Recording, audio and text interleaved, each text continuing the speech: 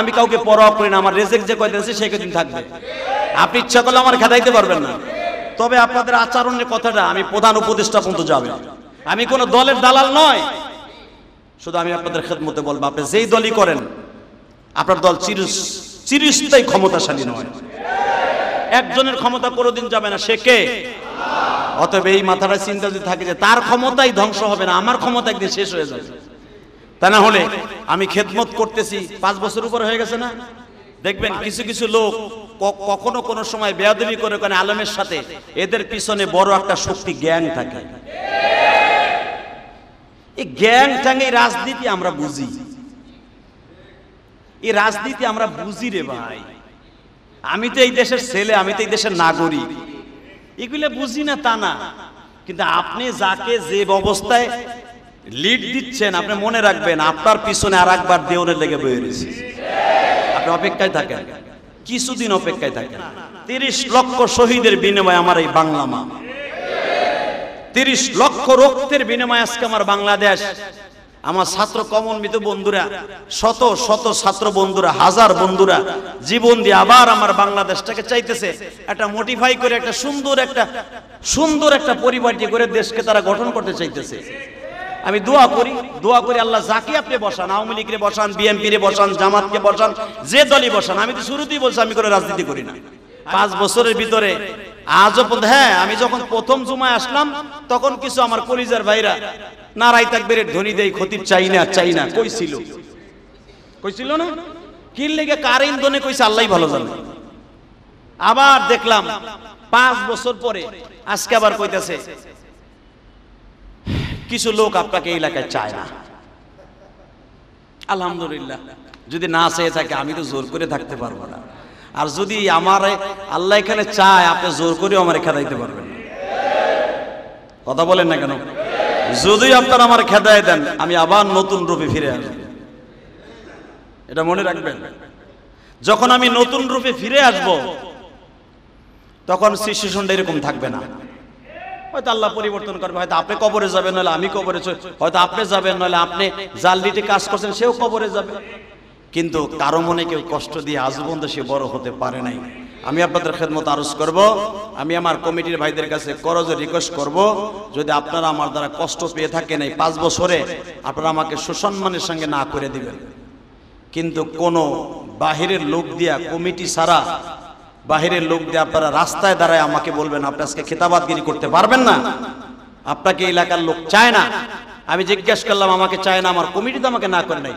কমিটিকে কোনো কমিটি নাই, কমিটি বিলুপ্ত হয়ে গেছে।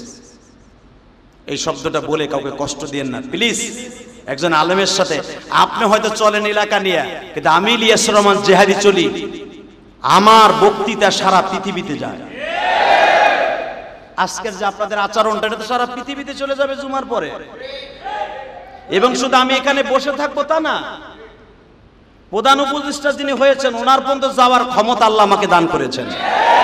আপনি কিছুই জানেন না। আমি আপনার মসজিদে খেতাবাত করি বিদে আপনি মনে করছেন ডাইল খিচুড়ি, এটা মনে করবেন না। বাংলাদেশের কোন খতিব, এই যে আমাদের এই যে কি জানি নাম ওনার উপদেষ্টাদের মধ্যে একজনের নাম, উনি ডাইরেক্ট বলে দিয়েছে কোন খতিব সাহেবকে ডিস্টার্ব করা যাবে না, কোন খতিব সাহেবের মুখ বন্ধ করা যাবে না। আমি গত জুমায় বলেছি যে আমি যদি কিছু কথা বলি এমপি ইলিয়াস উদ্দিন মোল্লা আমারে পরের জুমা পড়াইতে দিবেন। আমি বলি নাই কেন? আমি কাউকে পরোয়া করি না, আমার রিজিক যে কয়দিন আছে সেই কয়দিন থাকবে। আপনি ইচ্ছা করলে আমার খেদাইতে পারবেন না। তবে আপনাদের আচরণের কথাটা আমি প্রধান উপদেষ্টা পর্যন্ত যাবে। কারণ কি জানেন, এখানে একটু পাওয়ার আমাকে আল্লাহ দিছে, আমাকে একজন মোল্লারে নিচে ওখানে আফামো খালেদ হোসেন সাহেবের সাথে আলহামদুলিল্লাহ আমার অনেক সম্পর্ক, বক্তৃতার জগতে অনেক সম্পর্ক। অতএব আমার মনের ব্যথাগুলা জানাবো। যদি আমার কমিটি চায় যে আমাকে এখানে চায় না, পৃথিবীর আমি কারো কাছে কিছু বলবো না, আলহামদুলিল্লাহ সুসম্মানের সঙ্গে আপনারা আমাকে বিদায় দিয়ে দেবেন। কিন্তু রাস্তায় দাঁড়ায় আপনারা আমাকে বলবেন না যে আপনি খতিবগিরি করতে পারবেন না। এই কথাটা বললে কষ্ট পাই। আল্লাহ আমাদের সবাইকে বুঝে বুঝে আমল করার তৌফিক দান করুন। আমি আমার কোনো মুসল্লি ভাইদেরকে বলবো না। ওখানে যে কয়জন আমাকে ডিস্টার্ব করছে, এখানে যদি তারা আমাকে ঠিকই উঠতে না দিত, এখানে একটা অপ্রীতিকর ঘটনা ঘটে যেত। আবার কেশিয়ার সাহেব দেখছেন অন্য লোকদেরকে তারা দেখি নিচের থেকে 4-5 জন নিচে গেছে, আমার রুমে যে বলতে হুজুর আপনাকে আজকে নামাজ পড়াইতে দিবে না, যারা আসছিল ওই ক্যামেরা ফেলাই দেওয়ার জন্য। আমি বললাম মিডিয়ারে যে ফেলাই দিবে, মিডিয়া যদি ওর পিছনে লাগে ওকে ওই যাইবে। আরে বাংলাদেশে যা কিছু পতন ঘটাই মিডিয়ার দ্বারাই হয় রে বেটা। তো আমার বললো যে মিডিয়া ফেলাই দিছে আয়া। আমি বললাম আমার কমিটি কই? বলে যে কোনো কমিটি নাই, তারা আইসা বলতেছে। আলহামদুলিল্লাহ ঠিক আছে, আমি উপরে যাই। উপরে আসলাম, পরে কিছু ভাইরা হয়তো না বুঝা আমার ছোট ভাইয়ের বয়স হবে অথবা আমার বয়সী হতে পারে, কারণ আমার বয়স যদি 47-48 বছর বয়স হয়, যারা আমাকে প্রতিবন্ধকতা বলছে আপনি নামাজ পড়াইতে পারবেন না, সচ্চমানের সঙ্গে চলে যান, মনে হয় তারা আমার চাইতে বয়স বেশি না যারা আমারে বলছে। অতএব আমি তাদেরকে বলবো, হয়তো ভুলেই বলেন আর যাই বলেন, কোনো খতিবকে অসম্মানী করে, কোনো ইমামকে, কোনো মুয়াজ্জিনকে অসম্মানী করে করবেন না। আমার এখানে কমিটি আছে, কমিটি মানে আমার গার্ডিয়ান, এরাই মসজিদের জিম্মাদার। এখনো কমিটি বিলুপ্ত হয় নাই আমার জানা মতে। অতএব আমার কেশিয়ার সাহেব যদি আমাকে এই হাউসফুলে বলে যে আগামী জুমা থেকে আপনি আসবেন না, বাস আমি আসবো না। তবে কোনো ইমামকে বাদ দিতে হলে শুধু আপনাদের মন গড়া হিসেবে বাদ দিতে পারবেন না। শরিয়াতের কোন ওজোর তার মধ্যে থাকতে হবে যে আমি খতিবগিরি করার উপযুক্ত না। যদি এরকম আমার হয়ে থাকে আমার বাদ দিয়ে দেন, কিন্তু যদি আমি এরকম না হই তাহলে আপনি আমার বাদ দিয়ে দিলে উপরের থেকে যদি বাদ না দেয় তাহলে আপনি কিছু করতে পারবেন না। আবার বিশ্বনবী বললেন, ভাতিজা আমি কালেমা পড়বো না, তুমি ওই চিন্তা করো না। ভাতিজা আমি কালেমা পড়বো না গো, কিন্তু একটা কথা শুনিয়া রাখো, আমি তোমার দল হই, বক্ত হই বা না হই, তোমার গায়ে একটা ফুলের পাপড়ির আঘাত আমি সহ্য করতে দিব না। ভাতিজার বইটা কানা থেকে বের হইয়া ডাইরেক্ট হামজার বাসায় চলে গেলেন। আপনারা জানেন আল্লামা আজিজুল হক বুখারীর মধ্যে লেখছে, ভাতিজার ঘরের মধ্যে যাইয়া ডিক্লারেশন দিলেন, ভাতিজা রে, ও ভাতিজা, তোমার চাচার সাথে আমি একটু পরামর্শ করে দেখি। ছোট ভাই হামজার ঘরে যে জিজ্ঞেস করতেছে, হামজা রে, ভাতিজার বক্তব্য এইটা, বংশের মানুষের ভাই ভাতিজার বক্তব্য এইটা, তোমরা কি বলো? হামজা আপনাদের জানা আছে, ওয়াসাদুহুম ফি আমরিল্লাহিল উমর, ও হামজা তো আসাদুল্লাহি ওয়া আসাদ রাসূলি, আল্লাহু আকবার জোরে বলতে হবে। রাসূল তার চাচা সম্পর্কে কি বলে হাদিসে শুনেন, ও হামজা তো আসাদুল্লাহ ওয়া আসাদ রাসূলি, আমার চাচা হামজা আমার বাপ আল্লাহর বাপ। আসাদ শব্দের অর্থ বাপ, আসাদুল্লাহ ওয়া আসাদ রাসূলি, আল্লাহুম্মা গফির আব্বাস ওয়া ওয়ালাদিহি মাগফিরাতান যাহিরা, যেটা প্রতিদিন প্রতি জুমায় আপনারা জানেন সানি খুতবায় আমি পড়ি, খতিবটা পড়ে। রাসূল বলেন আমার চাচার মধ্যে 9 জন চাচার মধ্যে আমার একজন চাচা আসলো বাঘ। বাঘ তাহলে বোঝা গেল, মানুষের বলা যায় না কিরে ভাই তুই বাঘের আচরণ করলি। আল্লাহুম্মা বারিক আলা মুহাম্মাদিন ওয়া আলা আলি মুহাম্মাদ কামা বারাকতা আলা ইব্রাহিম ওয়া আলা আলি ইব্রাহিম ইন্নাকা হামিদুম মাজিদ।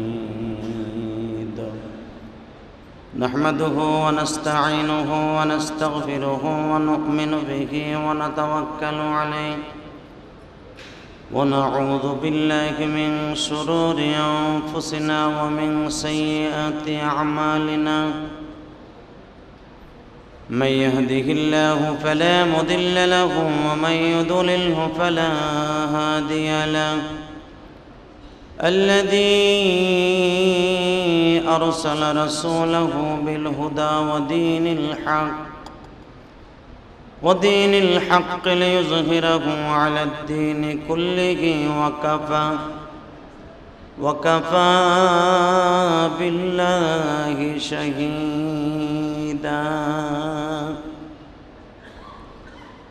أما بعد فقد قال الله تبارك وتعالى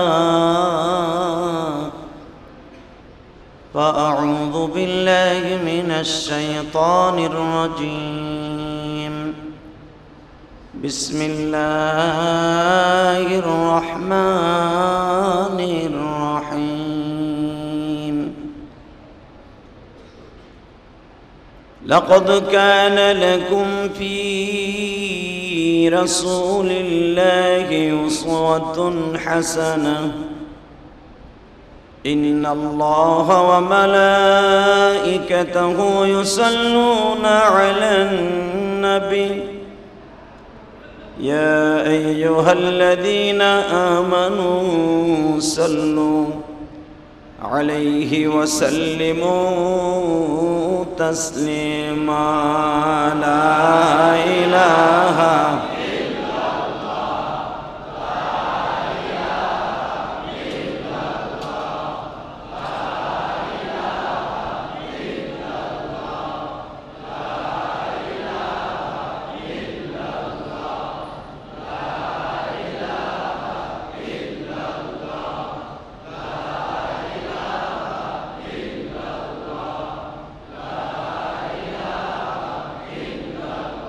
لا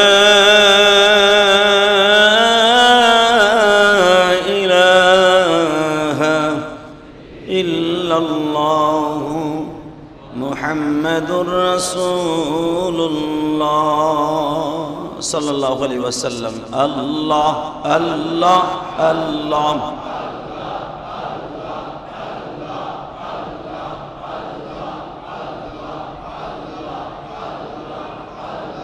لا إله إلا الله محمد رسول الله সকলে বলি আলহামদুলিল্লাহ। এই ফ্যানটা বন্ধ করে দেন তো। আল্লাহ পাকের হাজারো শুকর, যেই মহান প্রতিপালক আপনাকে আমাকে পবিত্র জুমার দিনে তারই ঘরে আগে আগে এসে বসবার তৌফিকটুকু দান করেছেন। ওই মহান সত্তার শুকরিয়া জোরে সোরে বলি আলহামদুলিল্লাহ। ভালো রাখার মালিককে, সুস্থ রাখার মালিককে, ওই রব্বে কারিম যে অবস্থায় যাকে যে অবস্থায় রাখেন আল্লাহ পাকের শুকর। অতএব আল্লাহ রাব্বুল আলামিন যতদিন বাঁচায় রাখছেন ততদিন পর্যন্ত আল্লাহ পাকের শুকরিয়া আদায় করে যেতেই হবে। সেটা নামাজের মাধ্যমে হোক, রোজার মাধ্যমে হোক, এবং যে কোনো মাধ্যমেই হোক আল্লাহ পাককে সন্তুষ্ট করার জন্য সদা সর্বদাই তাকেই সন্তুষ্ট করার জন্য আমাদের জীবনটাকে তার জন্য উৎসর্গ করতে হবে। আসলে বান্দায় যেটা চায় সেটা বান্দারটা অনেক সময় নাও হয়, আল্লাহ যেটা চায় ওইটাই হয়। তো আল্লাহ পাকের হাজারো শুকর, আল্লাহ পাকের যে মর্জি, আল্লাহ পাকের মর্জি মোতাবেকই এই দুনিয়ায় সব কিছু করার মোমেন হিসাবে কাজ করতে হবে।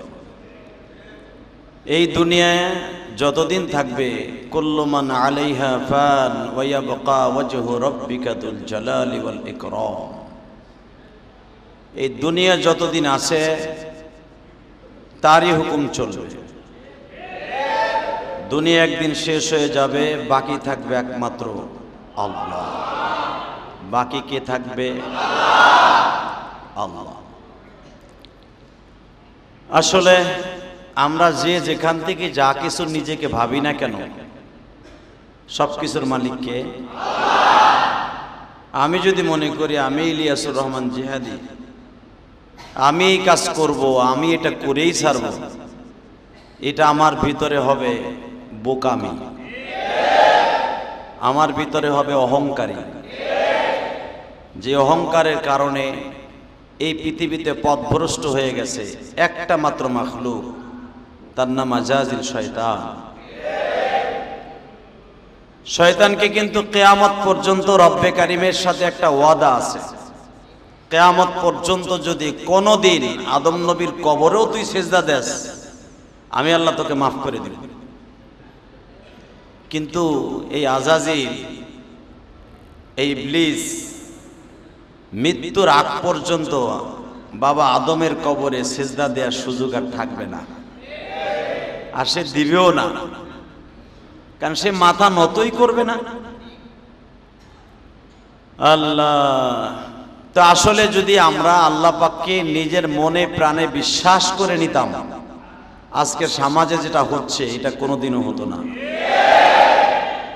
আমাদের সমাজে আজকে কে কাউকে ঠগায়া, কে কাউ মাথায় বাড়ি দিয়া, কে কেমনে চলবে, কে কাউকে শেষ করবে, এটা আমাদের চিন্তা ভাবনা। কিন্তু আসলে আপনি একটু চিন্তা করে দেখেন, চোখটা বন্ধ করলেই দেখবেন যে কিছুই আমার না, সব কিছু কার?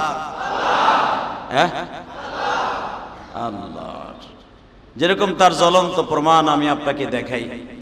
বাংলাদেশে যেটা ঘটে গেল, যেটা সচরাচর এখন ঘটে গেল, এটা কোনোদিনও কল্পনা করি নাই আমরা।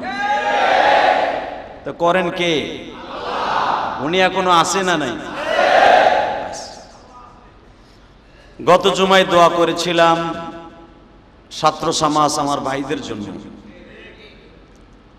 আল্লাহ যারা মারা গেছেন, সে যে জায়গার থেকেই হোক, মুসলমান হিসাবে আমাদের কাছে দোয়া পাইবে।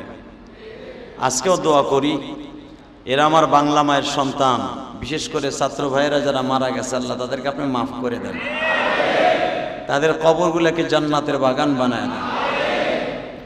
আল্লাহ যদি কাউকে ইজ্জত দেন, মরার পরেও কিন্তু তার ইজ্জত বাড়ে।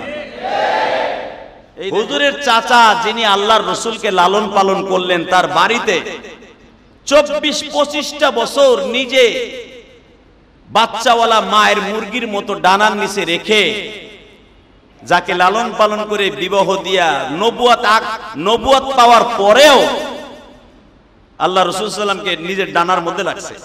এমনকি রসুল যখন বাহিরে যাইতেন, আবু তালেব পানির জগ নিয়ে দাঁড়ায় থাকতেন। আরো জোরে বললেন না? তো আবু তালেব যদি জগ নিয়ে দাঁড়ায় থাকতেন রসুলের জন্য, আবু জেহেল দূরের থেকে টিটকারা দিতেন, কিরে আবু তালেব, তোর কি সামাজিক কোনো বৈষম্যতা নাই? তোর কি সামাজিক কোনো প্যাস্টিজ নাই? তুই আমাদের সভাপতি, দলের সভাপতি, তুই আমার দলের এত বড় একজন নেতা, তুই কি জন্য একটা মুহাম্মাদের, যেই লোকটারে কেউ সহে দেখতে পারে না, যেই লোকটা মক্কায় সবচেয়ে বড় ঘৃণিত মানুষ, নাউজুবিল্লাহ বললেন না? আমার নবী কি পৃথিবীর ঘৃণিত মানুষ? শোনেন আমার নবী সম্পর্কে কোরআনে আল্লাহ কি বলে?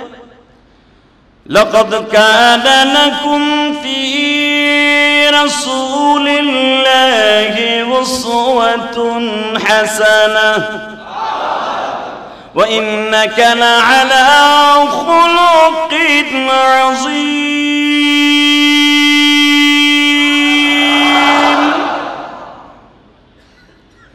আরে স্রষ্টার সৃষ্টিজীবের মধ্যে আল্লাহ নিজে বলেন, আমার সৃষ্টিজীবের মধ্যে সবচেয়ে উৎকৃষ্টতম চরিত্রের অধিকারী একজন মাত্র ম্যান, খুলকে আযীম যাকে আল্লাহ বলেছেন। পৃথিবীতে তার মতো চরিত্র অধিকারী কেউ ছিল না। হালাকি আবু জেহেল কি কয়? যেই লোকটা বিতর্কিত লোক, যেই লোকটা বাপ দাদার সাথে মিল নাই। আমি দেখতেছি আবু তালেব, তোমরা 9 ভাইয়ের মধ্যে শুধু হামজা তার পক্ষে আর সবাই তার বিপক্ষে। আমার কথা মনে হয় বোঝেন না?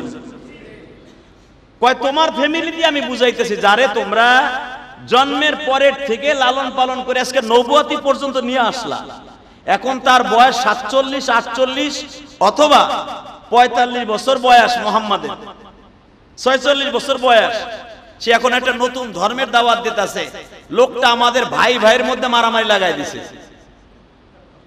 অতএব তোমার কাছে আমার দাবি থাকবে, আবু তালেব, তোমার এই ভাতিজারে হয়তো আমাদের হাতে তুলে দাও, তা না হলে ওরে এই দেশ থেকে তাড়ায় দাও। তো সামাজিক বৈষম্যতা এটা কি এই যুগে না আগেও ছিল? জোরে বলেন। আমি আপনাদের খেদমতে আরজ করে বলবো, একটা মানুষকে সবাই ভালোবাসবে না, ঠিক না? একটা মানুষকে সবাই ভালোবাসবে? এই মসজিদের যত স্টাফ আছে, কমিটির সবার কাছে কি প্রিয়? আমি ইলিয়াসুর রহমান জিহাদি, আমি কি সব এই মিরপুর 10 নাম্বার, 1 নাম্বার, 2 নাম্বার যত মুসল্লি আছে সবার কাছে প্রিয় না। কত মানুষের কাছে আমি এমন ঘৃণিত যে সে যদি সুযোগ পায় সে আমারে মার্ডার করতে দ্বিধাবোধ করবে না, এমন লোক আছে, তাই না? কিন্তু মনে রাখবেন, আপনি চাইলেই হবে না, উপরের থেকে পাশ হতে হবে। তো সবাই বলল যে তোমার 9 জন ভাইয়ের মধ্যে একজন শুধু মুহাম্মাদের পক্ষে, আর সবাই তার বিরোধী। মুহাম্মাদের জন্য আমার বংশের লোক, খাত্তাব বংশের লোকের সামনে যাইতে পারে না। তোমার ভাতিজার জন্য আমরা কাবায় ঢুকতে পারি না। তোমার ভাতিজার জন্য আমরা যেখানে যাই সেখানে আমাদের লোকেরা আমাকে প্রতিবন্ধকতা সৃষ্টি করে। সবাই বলে, ওই মেয়ে তোমার ভাতিজা কি শুরু করছে, এর জন্য আমাদের দলই থাকবে না, এর জন্য হান হবে তান হবে, আমাদের প্রতিষ্ঠান চালাইতে পারতাছি না তোমার ভাতিজার লেগে। অতএব আবু তালেব তোমারে বলবো, তোমার ভাতিজারা আমাদের হাতে তুলে দাও। নাউজুবিল্লাহ বলেন না? আমার নবী কি লিগ্যাল না আনলিগ্যাল? হ্যাঁ, আবু তালেব বলেন, আর বক্তব্য কি আছে? যে কথাটা বুখারীতে আসছে, এটা আমার ঐতিহাসিক কথা নয়, ডাইরেক্ট কোরআন হাদিস শরীফের কথা। আর তোমাদের দাবি দেওয়া কি আছে? বলে আমাদের কমিটির সিদ্ধান্ত, 31 সদস্য বিশিষ্ট কমিটি দারুন নাদুয়ার ভিতরে সিদ্ধান্ত হয়েছে, তোমার ভাতিজা হয়তো এই দেশ ছাড়বে, তা নাহলে আমরা ছাড়ব। আর যদি তুমি এটা অস্বীকৃতি জানাও, এই দেশ ছাড়াবার জন্য যা কিছু দরকার এটা আমরা করব। তুমি কি চাও যে মক্কায় আমরা বাইরে বাইরে রক্তপাত করি? আবু তালেব বললেন, না আমি চাই না। তুমি কি চাও তুমি আমার মাথায় বাড়ি দাও, আমি তোমার মাথায় বাড়ি দেই? আবু তালেব বলেন, না আমি এটা চাই না। আচ্ছা, তুমি আবু তালেব চাও না, তোমার ভাতিজা কি চায়? তোমার ভাতিজা কি চায়? আবু তালেব রাসূলের কাছে না জিগেই বলে ফেললেন, কারণ চাচা সম্পর্কে ভাতিজা জানে কি জানে না? তার ভাতিজা কেরম চরিত্রের অধিকারী, সে রক্তপাত চায় কি চায় না, এটা কি আবু তালেব জানে না? হ্যাঁ, সঙ্গে সঙ্গে বললেন, আচ্ছা তোমাদের বক্তব্য আর কি? তোমার ভাতিজার কাছে জিজ্ঞাসা করো সে কি আমাদের মধ্যে রক্তপাত চায় কিনা। আবু তালেব বলে ফেললেন, আমার ভাতিজাও চায় না, কারণ তার সম্পর্কে তার মালিক একটা কথা বলেছে, যেরকম ঈসা নবী সম্পর্কে। কারণ ঈসা নবীরে ভরাই দিয়েছে এই জন্য, কারণ ওরা ঈসা নবীরে মানত, তখন তারা ঈসা নবীর ধর্মের উপরে ছিল, কিন্তু তাদের মন করা বানায়া, তাদের মন ঈসা নবী যেটা যেটা করছে ওইটা না, তাদের মন করা ধর্ম তারা নিজেরা বানাই লইছে। তখন বলতেছে, তোমাদের ঈসা নবী অতিও আল্লাহর গ্রান্টেড আছে, তারা শান্তির বাণী লইয়া দুনিয়া আসছে, তারা অশান্তির জন্য আসে নাই। অতএব আমি আমার ভাতিজাকে বললাম, ঈসা নবীর মতো আমার ভাতিজা এই দেশে রক্তপাত চায় না।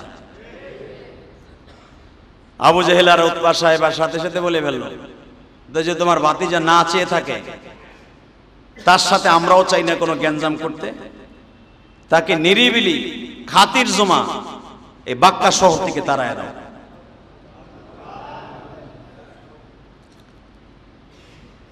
আপনারা দিলের কানে কথাগুলো শুনবেন, এটা ঐতিহাসিক আলোচনা নয়, এটা এমনই একটা গভীর আলোচনা। আবু তালেব বললেন, আচ্ছা ঠিক আছে, তোমরা যার সম্পর্কে বললা তার এনে একটু বসি, তার সমস্যাটা কি তাই বলো। বলে, 1 নম্বর সমস্যা ভাই ভাতিজার মধ্যে লাগাই দিছে। 2 নম্বর সমস্যা, তার জন্য কাবা ঘরে ঢুকতে পারি না। 3 নম্বরে, আমরা ব্যবসা করতে গেলে আমাদেরকে মানুষ লাইক করে না। আমাদের ক্যাটাগরি যারা আছে, আমাদের দলের মানুষ বলে, তোর বাক্কা শহরের লোক একটাও ভালো না, একজন মানুষের সাথে তোরা পারস না, এত বড় লিডার, একজন মানুষের পারলি না বেড়া তোকে মক্কা থেকে বিতাড়িত করতে। তোমার ভাতিজার জন্য আমরা মুখ দেখাইতে পারি না, যেদিকে যাই সেদিকে আমাদের সমস্যা। আবু তালেব আমার নবীকে নিয়ে বসলেন। আপনারা জানেন যেটাকে উকবায় উলা, উকবায় সানি, উকবায় তালা, তিনবার যেখানে বসে বৈঠকখানে আবু তালেব নবীকে নিয়ে বসতেন। এজন্য মামা ভালো করে বোঝেন, দাওয়াতের কাজটা কিছুদিনের জন্য অফ রাখো, অফ। জিজ্ঞাসা করবেন আলেম ওলামার কাছে, রাসূল এক বাক্যে বলছিলেন, আমার হাতে যদি চন্দ্র দেয়া হয়, আর এক হাতে যদি আসমান জমিন দেয়া হয়, জান্নাতও দেয়া হয়, জাহান্নামও দেয়া হয়, আমি এক সেকেন্ডের জন্য এক বিন্দু মাত্র রক্ত শরীরে থাকতে এক বিন্দু মাত্র আমি আল্লাহর দ্বীনের কথা বন্ধ করব। আপনাদের জানা আছে বুখারীর হাদিস, বিশ্বনবী সাল্লাল্লাহু আলাইহি ওয়াসাল্লামের এই বক্তব্য শুনে আবু তালেব সাথে সাথে বললেন, ভাতিজা যাও, আমিও চিরদিন বেঁচে থাকতে পারবো না, আমার নেতাগিরিও চিরদিন এই মক্কায় থাকবে না, তুমিও দুনিয়ায় থাকতে পারবে না, এটাও আমি জানি। তুমি নবী হয়েছে কি হয়েছে, তার আগের নবীরা সবাই চলে গেছে, ঈসা নবী আসমানে চলে গেছে, তুমিও চলে যাবা, যাও, আমি তোমার সাথে হাতে হাত দিয়ে ওয়াদা করলাম, সারা দুনিয়া যদি তোমার বিরুদ্ধে যায় আমি তোমার সাথে আছি। আপনাদের জানা আছে বিশ্বনবী মুহাম্মদ রাসূলুল্লাহ সাল্লাল্লাহু আলাইহি ওয়াসাল্লাম বিশ্বনবী চাচার দিক তাকায় অপলক নেত্রে তাকায় ছিলেন, চাচা আমার মনটা কেন যেন বলতেছে আপনি মনে হয় কালেমা পড়ে ফেলবেন। এত সুন্দর কথা আমার চাচার মুখ দিয়ে বের হয়ে গেল। আমার বিশ্বনবী বললেন, ভাতিজা আমি কালেমা পড়বো না, তুমি ওই চিন্তা করো না, ভাতিজা আমি কালেমা পড়বো না গো, কিন্তু একটা কথা শুনিয়া রাখো, আমি তোমার দল হই, ভক্ত হই বা না হই, তোমার গায়ে একটা ফুলের পাপড়ির আঘাত আমি সহ্য করতে দিব না। ভাতিজার বৈঠকখানা থেকে বের হইয়া ডাইরেক্ট হামজার বাসায় চলে গেলেন। আপনারা জানেন আল্লামা আজিজুল হক বুখারীর মধ্যে লেখছে, ভাতিজার ঘরের মধ্যে যাইয়া ডিক্লারেশন দিলেন, ভাতিজা রে, ও ভাতিজা, তোমার চাচার সাথে আমি একটু পরামর্শ করে দেখি। ছোট ভাই হামজার ঘরে যে জিজ্ঞাসা করতেছে, হামজা রে, ভাতিজার বক্তব্য এইটা, বংশের মানুষের ভাই ভাতিজার বক্তব্য এইটা, তোমরা কি বলো? হামজা আপনাদের জানা আছে, ওয়াসাদুহুম ফি আমরিল্লাহিল আমর, ও হামজা তো আসাদুল্লাহি ওয়া আসাদ রাসূলি, আল্লাহু আকবার জোরে বলতে হবে। রাসূল তার চাচা সম্পর্কে কি বলে হাদিসে শুনেন, ও হামজা তো আসাদুল্লাহ ওয়া আসাদ রাসূলি, আমার চাচা হামজা আমার বাপ আল্লাহর বাপ। আসাদ শব্দের অর্থ বাপ, আসাদুল্লাহ ওয়া আসাদ রাসূলি, আল্লাহুম্মা গফির আব্বাস ওয়া ওয়ালাদিহি মাগফিরাতান যাহিরা, যেটা প্রতিদিন প্রতি জুমায় আপনারা জানেন সানি খুতবায় আমি পড়ি, খতিবটা পড়ে। রাসূল বলেন, আমার চাচার মধ্যে 9 জন চাচার মধ্যে আমার একজন চাচা আসলো বাঘ। বাঘ তাহলে বোঝা গেল, মানুষের বলা যায় না কিরে ভাই তুই বাঘের আচরণ করলি, এটা শুধু আপনার আমার কথা, এটা রাসূলও বলছেন যে বাঘের বাচ্চা বাঘ। সুবহানাল্লাহ বললেন না? আমরা বলি না যে বাঘের বাচ্চা বাঘ, আমার রাসূল এই শব্দটা উচ্চারণ করছেন, আসাদুল্লাহ ওয়া আসাদ রাসূলি, আমার হামজা চাচা আমার বাঘ এবং আল্লাহর বাঘ, আমার সিংহ আমার আল্লাহর সিংহ। তাহলে বুঝালেন চাচাটা কি? ওই চাচা যখন শুনছে ভাতিজা রাইয়া থেরেট দিয়ে গেছে, থেরেট দিয়ে গেছে, এই কথাটা যদি বলে আপনি চিন্তা করেন, হামজা তো হামজাই, হামজা বলে আপনার সামনে তারা প্রস্তাব দিল ভাতিজারে দেশান্তর করায় দেবেন, তারা বাক্কা শহর থেকে তাড়ায় দেবেন, আপনি বইয়া কি হবরি কলা খাইছেন না আঙ্গুল চুষছেন? কারণ বড় তো, আবু তালেব তো হামজার থেকে বড়।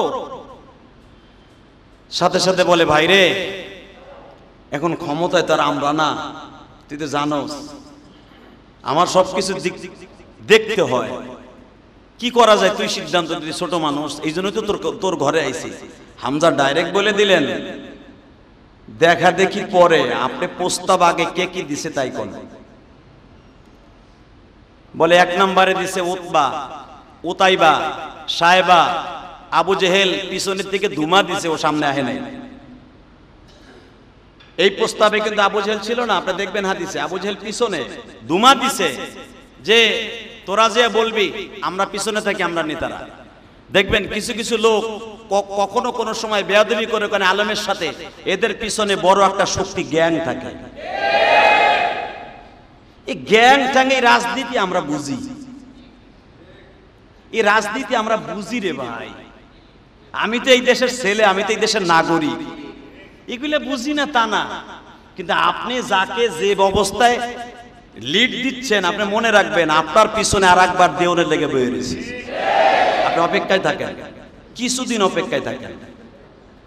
তো এইদিকে তাকায় বলতেছে, হামজা বলতেছে, ভাতিজা এই ভাই শোনেন, কি আপনার সামনে যে বললো ভাতিজারে দেশান্তর করায় দেবে, আপনি আঙ্গুল চুষলেন, কয় না আমি বুঝি কে কে লিড দিছে। হামজা বললেন, লিড কি দিছে এক নম্বরে আমি যাই তার কাছে, আপনি দেখেন আমি বাইর করি। আপনাদের জানা আছে, হাদিসে আসছে, হামজা ডাইরেক্ট তীর আর ধনুক লইয়া কারো বাড়ি যায় নাই, ডাইরেক্ট তার আপন ভাই এই আবু তালেবের বড়, তার নাম হলো আবু লাহাব। কি নাম? জোরে কোন, জোরে কোন। তাব্বাত ইয়াদা আবি লাহাবিউ, আল্লাহ আবি লাহাবিউ ওয়া তাব, যারে আল্লাহ নিজে বরদোয়া দিয়া নিজে আল্লাহ শেষ করছে। আল্লাহর গজবকৃত মানুষ এইটা। সে কিন্তু প্রথম পরের বাড়িতে যায় নাই, হামজা ডাইরেক্ট নিজের আপন ভাইয়ের বাড়িতে আইছে। বড় ভাইরা বলতেছে এদিক বাইরান, কেন? আরে বেরোন। জন কইছে কেন? কয় বেরোবি না। তা হামজার মস্তিষ্ক সম্পর্কে আবু লাহাবেরও জানা ছিল, কারণ একই ভাবে সন্তান, কোন ভাই কি এটা জানে না? এ সেক্রেটারির মেজাজ, আমাদের সভাপতি সাহেবের মেজাজ আর তার বড় ভাইয়ের মেজাজ কি এক? আমার কেশিয়ার সাহেবের মেজাজ আমার সহসভাপতি সাহেবের মেজাজ কি এক? সব কমিটির লোক এক থাকে না। তো হামজার তো মেজাজ সম্পর্কে জানা আছে আবু লাহাবের। ও বাইরে কহুন, তুই আমারে কিছু কইস না, আমি ওই ষড়যন্ত্রের ভিতর ছিলাম না। হামজা কয়, তাহলে তোর বেশি দূরে যাওয়া লাগে নাই, তোর কাছ থেকে আমি সব পাবো। আমার ভাই আবু তালেব যে বলে নাই যে কে কে আমার বাইরে প্রস্তাব দিছে, আমি তোর কাছ থেকে পেয়ে যাবো। ক কে কে আমার ভাতিজার বিরুদ্ধে বলেছে তাকে বাক্কা শহর ছাড়া করবে। আবু লাহাব তাকে লিডার সব এক এক করে বলে দিছে। আপনাদের জানা আছে যে হাদিস কেন আপনারা সচরাচর বক্তার মুখে শোনেন, সেটা আমি আজকে আবার বলি। হামজা বললেন, আমি সর্বপ্রথম যে লিড দিয়েছে আবু জেহেল, সে কেন্দার পোলা। আবু জেহেলের মার নাম কেন্দা। নাম কি? জোরে কন। আবু জেহেলের বাপের নাম কিন্তু আপনি কম পাবেন, মায়ের নামটা বেশি পাবেন হাদিসে। অনেকে দেখবেন বাবার নামে কিন্তু ছেলেমেয়ের পরিচয়, অনেকে আছে আবার দেখবেন মায়ের নামে পরিচয়। যেরকম ভাবে ঈসা নবীর পরিচয় কিন্তু তার মায়ের দিক দিয়া। এ কথা বলেন না কেন? ঈসা নবীর বাপ আছে, মারে পেরাদর নবী সাল্লাল্লাহু আলাইহি ওয়াসাল্লাম ঈসা ইবনে মারইয়াম। তো সঙ্গে সঙ্গে আবু লাহাব বললেন, আবু লাহাব বলে ফেললো যে এইতে আসছিল। ডাইরেক্ট হামজা আবু জাহেলের বাড়িতে যে প্রথম বুঝায় বলে, ভাই রে, ও চাচা, ভাই, বাপু, তোমরা একটু চিন্তা করে দেখো তো, ও ইন্নাকা লাআলা খুলুকিন আযীম, খুতবায় যে আয়াতটা পড়ছিলাম, এ আবু জাহেল, আবুল হিকাম, তার নাম তো আবুল হিকাম, আবুল হিকাম। আবু জাহেল ছিল তার জন্য একটা গালি। কি ছিল? আবু জাহেল তো আল্লাহ পরবর্তীতে গালি দিয়েছে, কিন্তু ওর নাম ছিল আবুল হিকাম। আবুল হিকাম, একটা কথা কই ভাই। হ্যাঁ বলো। আচ্ছা, আমার ভাতিজার মতো একটা লোক তোমরা যে বলতেছো যে ওর এই দেশ থেকে তাড়ায় দাও, আচ্ছা একটা কথা বলো তো, আমার ভাতিজার মতো একটা লোক তুমি বাক্কা শহরে কোথাও পাইবা?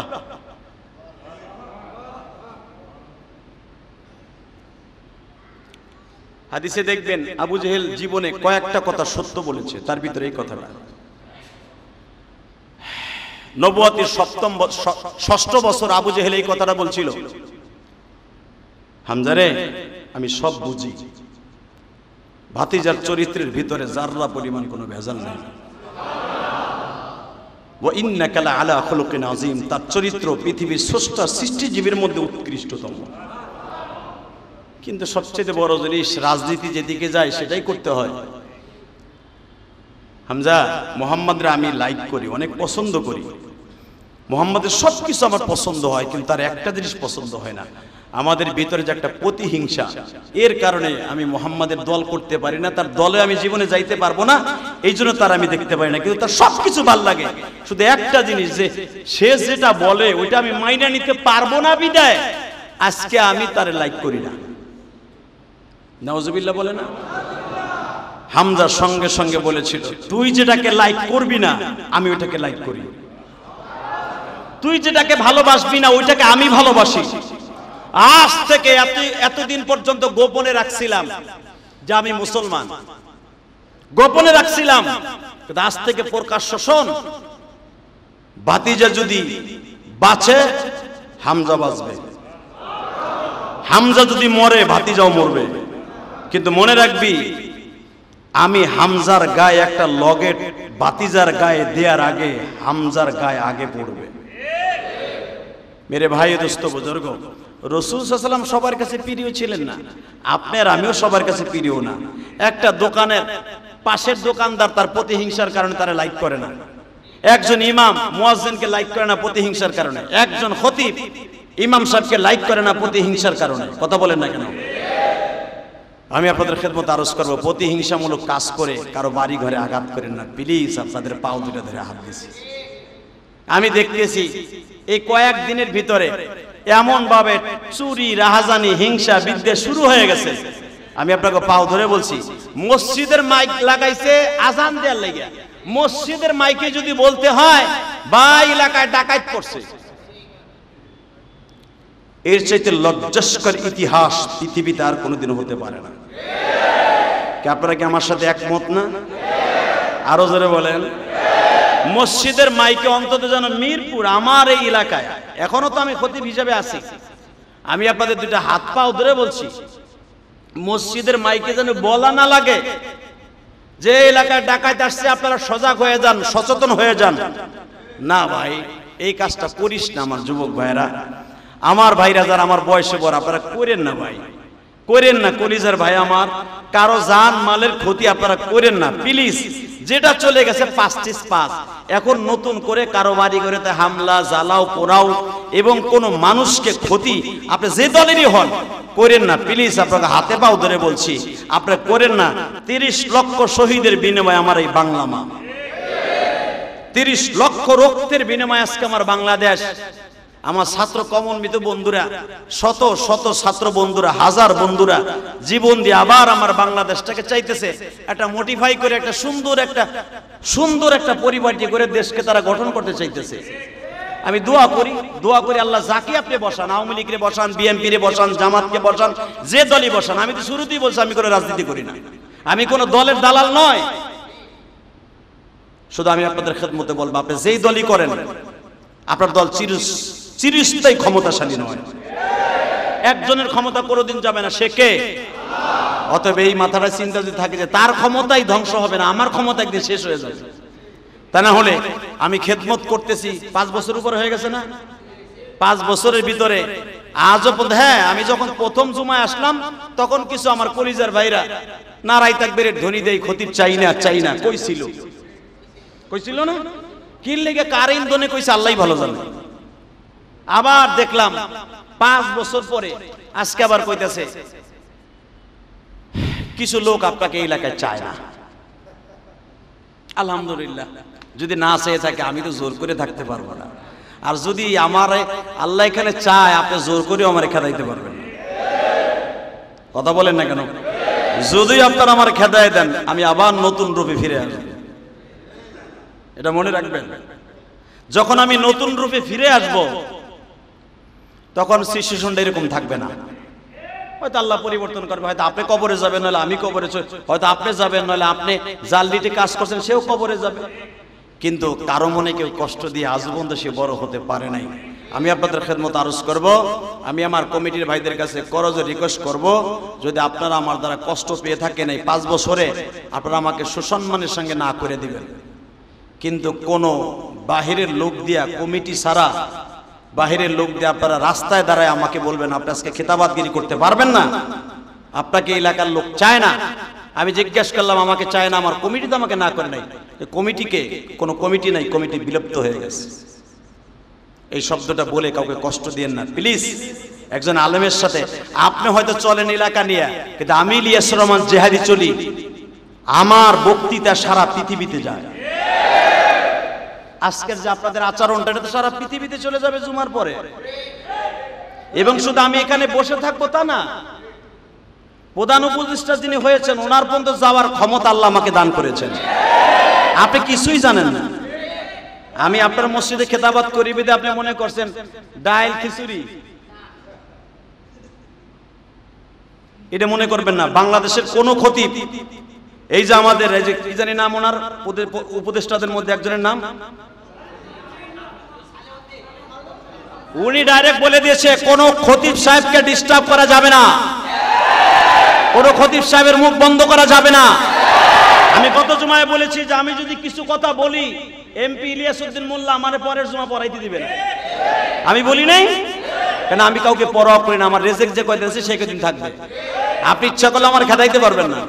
তবে আপনাদের আচরণের কথাটা আমি প্রধান উপদেষ্টা পর্যন্ত যাবে। কারণ কি জানেন, এখানে একটু পাওয়ার আমাকে আল্লাহ দিছে, আমাকে একজন মোল্লারে নিচে ওখানে আফামো খালেদ হোসেন সাহেবের সাথে আলহামদুলিল্লাহ আমার অনেক সম্পর্ক, বক্তৃতার জগতে অনেক সম্পর্ক। অতএব আমার মনের ব্যথাগুলা জানাবো। যদি আমার কমিটি চায় যে আমাকে এখানে চায় না, পৃথিবীর আমি কারো কাছে কিছু বলবো না, আলহামদুলিল্লাহ সুসম্মানের সঙ্গে আপনারা আমাকে বিদায় দিয়ে দেবেন। কিন্তু রাস্তায় দাঁড়ায় আপনারা আমাকে বলবেন না যে আপনি খতিবগিরি করতে পারবেন না। এই কথাটা বললে কষ্ট পাই। আল্লাহ আমাদের সবাইকে বুঝে বুঝে আমল করার তৌফিক দান করুন। আমি আমার কোনো মুসল্লি ভাইদেরকে বলবো না। ওখানে যে কয়জন আমাকে ডিস্টার্ব করছে, এখানে যদি তারা আমাকে ঠিক মতো ঠিকই উঠতে না দিত, এখানে একটা অপ্রীতিকর ঘটনা ঘটে যেত। আবার কেশিয়ার সাহেব দেখছেন,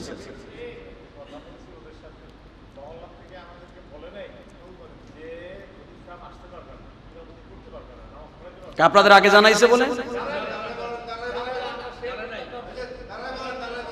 ওই যে ভাই কি বলে, রাখেন রাখেন রাখেন রাখেন।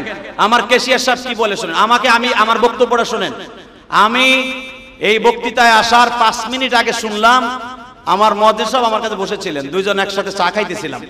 আমি প্রতিদিন আমার ইমাম মুয়াজ্জিনকে নিয়ে আমি আসি তো 1-1.5 ঘন্টা আগে, আপনারা জানেন অনেকে। আমি চা খাইতেছিলাম, ইন্দিমি টাইমে দেখলাম আমি লেফটিনে গেলাম। আমার আপনাদের না জানালে তো বুঝবেন না। তো নিচে যখন আমি গেলাম বাথরুমের বের হয়েছি, দেখি আমার মুয়াজ্জিন সাহেব নাই। আমি জিজ্ঞেস করলাম অন্য লোকদেরকে, তারা দেখি নিচের থেকে 4-5 জন নিচে গেছে। আমার রুমে যে বলতে, হুজুর আপনাকে আজকে নামাজ পড়াইতে দিবে না, যারা আসছিল এই ক্যামেরা ফ্যামেরা ফেলাই দেওয়ার জন্য। আমি বললাম মিডিয়ারে যে ফেলাই দিবে, মিডিয়া যদি ওর পিছনে লাগে ওকে ওই যাইবে। আরে বাংলাদেশে যা কিছু পতন ঘটাই মিডিয়ার দ্বারাই হয় রে বেটা। তো আমার বললো যে মিডিয়া ফেলাই দিছে আয়া। আমি বললাম আমার কমিটি কই, বলে যে কোনো কমিটি নাই। তারা আইসা বলতেছে আলহামদুলিল্লাহ ঠিক আছে, আমি উপরে যাই। উপরে আসলাম, পরে কিছু কিছু ভাইরা হয়তো না বুঝা, আমার ছোট ভাইয়ের বয়স হবে অথবা আমার বয়সী হতে পারে। কারণ আমার বয়স যদি 47-48 বছর বয়স হয়, যারা আমাকে প্রতিবন্ধকতা বলছে আপনি নামাজ পড়াইতে পারবেন না, সচ্ছলমানের সঙ্গে চলে যান, মনে হয় তারা আমার চাইতে বয়স বেশি না যারা আমারে বলছে। অতএব আমি তাদেরকে বলবো, হয়তো ভুলেই বলেন আর যাই বলেন, কোনো খতিবকে অসম্মানী করে, কোনো ইমামকে, কোনো মুয়াজ্জিনকে অসম্মানী করে করবেন না। আমার এখানে কমিটি আছে, কমিটি মানে আমার গার্ডিয়ান, এরাই মসজিদের জিম্মাদার। এখনো কমিটি বিলুপ্ত হয় নাই আমার জানা মতে।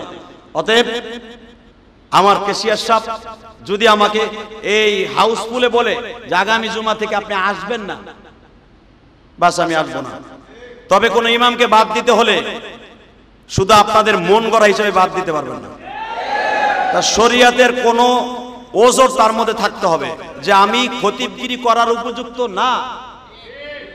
যদি এরকম আমার হয়ে থাকে আমার বাদ দিয়ে দেন, কিন্তু যদি আমি এরকম না হই তাহলে আপনি আমার বাদ দিয়ে দিলে, উবারের থেকে যদি বাদ না দেয় তাহলে আপনি কিছু করতে পারবেন না।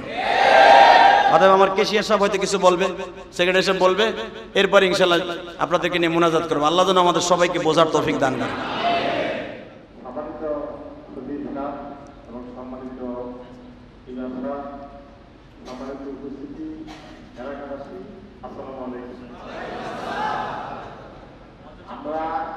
আমাদেরকে মহল্লা থেকে কমিটিকে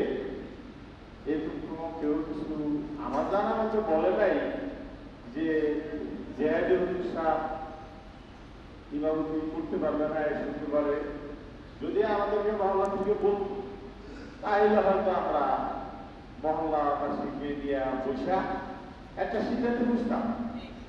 আপনার প্রদীপ সাহেব জেহাদুল সাহেব যে কথা বললেন, আসলে ভাই আমরা সভাপতি আপনার এই ব্যাপারটা আমরা জানি না, যারাই আসছে হয়তো না বুঝে আসছে বা যেতে আসছে আপনি এটা সমর্থন করতে শিখে দেখেন।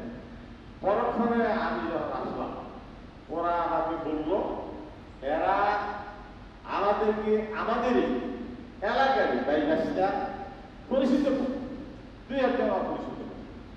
এখন আমি ওদেরকে বললাম যে ঠিক আছে, আজকে যেহেতু চলে আসছে, আজকে যদি করবে, আজকে নামাজ পড়াবে, এরপরে যদি আল্লাহ পাক তৌফিক দেয় তোমাদেরকে নিয়ে আমরা, তোমাদের যদি কোনো কথা থাকে আমরা তোমাদেরকে নিয়ে বসবো, আলোচনা করবো। পরক্ষণে সামনের শুক্রবারের আগেই আমরা তোমাদেরকে একটা তোমাদের দিনে বৈশা সুন্দর একটা আলোচনা করে জিনিসটা শেষ করব। এতে করে তারা কেউ জেহেদ সাহেবের কাছে কেউ ছিল, আমার কাছে ৭-৮ ছিল। পরক্ষণে যাই হোক একটা ফায়সালা হইল, ঠিক আছে আপনার সম্মান হচ্ছে, আপনাকে আমরা সম্মান করি, আপনি আমাদেরকে চিনেন, আমরাও সবাই আপনাকে চিনি, তো আপনার কথা আমরা চলে গেলাম। আমি কেন চলে গেলাম? নামাজ পড়বো। কেউ কেউ বললো নিচে নামাজ পড়বো, কেউ বললো না অন্য জায়গায় নামাজ পড়বো। এই কথা বললে আমরা চলে গেছি। জেহাদিন সাহেবের হুজুরের কাছে আমার আবেদন, আপনি ভুল বুঝেন না, কমিটি নলেজ ছিল না বিধায় হয়তো কয়েকজন দাঁড়াইছে, এমনটা হয়েছে। যাই হোক, সবাই ভালো থাকে, সবাই সুস্থ থাকে, আল্লাহ ভালো রাখুন। দেশের পরিস্থিতি প্রতিকূলতা সবারই জানা আছে, তো সবার মঙ্গল কামনা করে আমি এখানে শেষ করছি। আসসালামু আলাইকুম। আল্লাহ তওবা করি, আস্তাগফিরুল্লাহ রব্বি মিন কুল্লি যামবি ওয়া আতুবু ইলাইহি লা হাওলা ওয়ালা কুওয়াতা ইল্লা বিল্লাহিল আলিয়্যিল আযীম লা ইলাহা ইল্লাল্লাহ মুহাম্মাদুর রাসূলুল্লাহ। সবাই সবার জন্য দোয়া করেন। গত শুক্রবার দান বাক্সে কালেকশনে হয়েছেন ৪২,৫০০ টাকা। আল্লাহ তাআলা আমাদের সবাইকে কবুল করেন। দোয়া চাইতেছি আপনাদের কাছে, দোয়া চাইতেছি সমস্ত কলিজার টুকরা আমার ছাত্র ভাইদের জন্য, যারা অনেক কষ্ট করছে, অনেক মায়ের বুক খালি হয়েছে। এই নিরহ শুধু ছাত্র নয়, অনেক মানুষ মারা গেছেন। আল্লাহ যারা মারা গেছেন তাদের সবাইকে মাফ করে দেন। আল্লাহ যতদিন বাইচা থাকি, জানি না কয়দিন বাইচা থাকবো, আমি একদিন মরবো, আপনি একদিন মারা যাবেন, ক্ষমতা চিরস্থায়ী নয়। আল্লাহ তাআলা যতদিন জানে যে অবস্থায় রাখেন যেন ইজ্জতের সাথে রাখেন। সবাই ইজ্জতের সাথে থাকেন, সম্মানের সঙ্গে থাকেন, জান মালকে হেফাজতের অবস্থা আল্লাহ রাখেন। সবাই সবার জন্য দোয়া করবেন। আমি মনে কিছু করি নাই, আমার কেশিয়ার সাহেব বললেন, যাক তারা যখন জানে না আমিও কিছু জানি না, হয়তো একজনের একজনের ক্ষোভ থাকতে পারে, সেই হিসাবে আমারে বলছে। আমার ভাইদেরকে আল্লাহ মাফ করে দেখ, আমাকেও মাফ করে দেখ, আল্লাহুম্মা আমিন। ربنا ظلمنا أنفسنا وإن لم تغفر لنا وترحمنا لنكونن من الخاسرين. ربنا فاغفر لنا ذنوبنا وكفر عنا سيئاتنا وتوفنا مع الأبرار. ربنا فاغفر لنا ذنوبنا وكفر عنا سيئاتنا وتوفنا مع الأبرار. اللهم اعز الإسلام والمسلمين واخذل الكفرة والملاحدة والمشركين واليهود والنصارى. ربنا آتنا في الدنيا حسنة وفي الآخرة حسنة وقنا عذاب النار. رب العالمين না বুঝিয়া না শুনিয়া শয়তানের ধোকায় পড়িয়া কত অন্যায় কখন করে ফেলেছি মালিক, মেহেরবানি করে আমাদের জীবনের সব অন্যায়গুলি মাফ করে দাও। তিলাওয়াতে কালাম, দুরূদ সালাম, তওবা ইস্তেগফার যা কিছু করেছি পড়েছি গো আল্লাহ। এই মসজিদের অনেক ভাইরা আছে, মা নাই বাবা নাই গো, কার জানো জোরের ভাই নাই। এই আন্দোলনে আমার স্কুল কলেজের কত বন্ধুরা বিদায় নিয়ে শহীদ হয়ে গেছে। আল্লাহ, যারা যেখান থেকে যে অবস্থায় মারা গেছে ইমানদার হিসাবে তাদের সবাইকে মাফ করে দাও, তাদের কবরগুলোকে জান্নাতের বাগান বানায়। আল্লাহ, আমার ছাত্র বন্ধুরা, আমার সে মোস্তাফামান জনসাধারণ যারা হসপিটালে, তাদের সবাইকে আপনি সুস্থ করে দেন গো আল্লাহ, তাদের সবাইকে আপনি সুস্থ বানিয়ে দেন, তাদের সবাইকে আপনি কবুল মঞ্জুর করে নেন। আমার এই ছোট্ট দেশ বাংলাদেশ শান্তির ফয়সালা আপনি করে দেন গো আল্লাহ। আপনার গাইবী খাজানার থেকে আপনি মদত করেন গো আল্লাহ। বর্তমানে সরকার গঠিত যারা হয়েছে আল্লাহ, তাদের সঠিক সমঝ বুঝ দান করেন। আমার এই দেশে রক্তপাত, মারামারি, হানাহানি, হিংসা, বিদ্বেষ চাই না গো আল্লাহ। আমরা মানুষ ভুল করতে পারি, আপনি পারবেন সঠিক সিদ্ধান্ত দিতে। কার মনের কি অসুবিধা আমরা জানি না, মেহেরবানি করে প্রত্যেকের মা বাবাকে মাফ করে দিও, সবাইকে সঠিক বুঝ দান করে আমার ছোট্ট দেশটাকে হেফাজত করো। অর্থনৈতিকভাবে আমার এই দেশটাকে আপনি স্বাবলম্বী করে দেন আল্লাহ। যদি আমার দেশটা অন্য দেশের মতো স্বাবলম্বী হইতো অর্থের দিক দিয়ে, পৃথিবীতে আমরাও মাথা উঁচু করে দাঁড়াইতে পারতাম। সিঙ্গাপুর ছোট্ট একটা দেশ, পৃথিবীর মধ্যে একটা মডেল হয়ে গেছে। আমার দেশটা তো তার চাইতে কম নয়। আমার এই দেশে গ্যাস আছে, বিদ্যুৎ আছে, আমার এই দেশের সমুদ্র সৈকত আছে। আমার দেশের মতো এরকম বন জঙ্গল সুন্দর বন পৃথিবীতে অনেক দেশেই নাই। আল্লাহ, আমার এই দেশটা যদি সুন্দর করতে পারি, আমরা মানুষগুলা সুন্দর হয়ে যায়, অনেক সুন্দর হয়ে যাবে। আল্লাহ, আপনার কুদরতি শক্তি দেয়া সবাই মনটাকে সুস্থ করে দেন গো আল্লাহ। সবার মন মানসিকতা সুন্দর করিয়া দেন। আমার এই ছোট্ট বাংলাদেশটাকে সুন্দরভাবে গঠন করার তৌফিক দিয়ে দেন আল্লাহ। যারা নতুন করে আসছে তাদের দ্বারাও ভালো কাজ করার তৌফিক দান করে দেন আল্লাহ। খাস করে আমার বন্ধুরা যারা দোয়া চেয়েছে, কারো মা নাই, কারো বাবা নাই, কারো যেন জোরের ভাই নাই গো, মেহেরবানি করে প্রত্যেকের বাবা মাকে আপনি মাফ করিয়ে দেন, তাদের সকলকে আপনি কবুল মঞ্জুর করিয়ে নেন আল্লাহ। আমাদের দোয়া কবুল মঞ্জুর করিয়ে লন আল্লাহ। আমার ভাইরা যারা বুঝে না তাদের বুঝ দান করিয়ে দেন আল্লাহ। এই মসজিদকে আপনি কবুল করে নেন, মসজিদের সমস্ত কমিটি বৃন্দকে কবুল করেন। বিগত কমিটি, বর্তমান কমিটি, যারা আসবে, যারা গেছে, যারা মারা গেছে, তাদের সবাইকে মাফ করে দেন আল্লাহ। আল্লাহ, যে যে অবস্থায় আছে তাদের সকলকে কবুল ও মঞ্জুর করে নেন আল্লাহ। আমার ভাইরা অনেক দূর দূরান্ত থেকে আসছে আল্লাহ, কে অসুস্থ কে সুস্থ আমি জানি না, মেহেরবানি করে আমার বাবার বয়সে অনেক মুসল্লি আছে আল্লাহ। স্থানীয় বিদেশি অনেক দূর দূরান্ত থেকে আমার মুসাফির ভাইরাও আছে, তাদের খেদমতের দোয়া চাইছে আল্লাহ, আরজ করছি সবাইকে আপনি ভালো রাখেন, সুস্থ রাখেন আল্লাহ। অনেক দূর দূরান্ত থেকে দোয়া চাইছে, মানিকগঞ্জ থেকে, ধামরাই থেকে, সাভার থেকে, আল্লাহ অনেক জায়গার থেকে আমার ভাইরা দোয়া চাইছে। অনেকে অসুস্থ আছে, সকলের বাবা মাকে আল্লাহ আপনি সুস্থ করিয়ে দেন, সকলের ব্যবসা বাণিজ্যে বরকত দিয়ে দেন, হালাল রিজিকের ব্যবস্থা করিয়ে দেন। সাল্লাল্লাহু তাআলা আলা খায়র। আল্লাহ, খাস করে আমি দোয়া করি আমার ছাত্র ভাইদের জন্য, ছাত্র সমাজের জন্য, যারা রৌদ্রের মধ্যে দাঁড়ায় দাঁড়ায় পুলিশের ভূমিকা পালন করতেছে, ট্রাফিকের ভূমিকা পালন করতেছে আল্লাহ, এদের সবাইকে শরীর সুস্থ রাখবেন, ভালো রাখবেন। সাল্লাল্লাহু তাআলা আলা খায়রি খালকিহি মুহাম্মাদ ওয়া নূরি আরশি সাইয়্যিদিনা মাহুম বিরহমাতিকা ইয়া আরহামার রাহিমিন।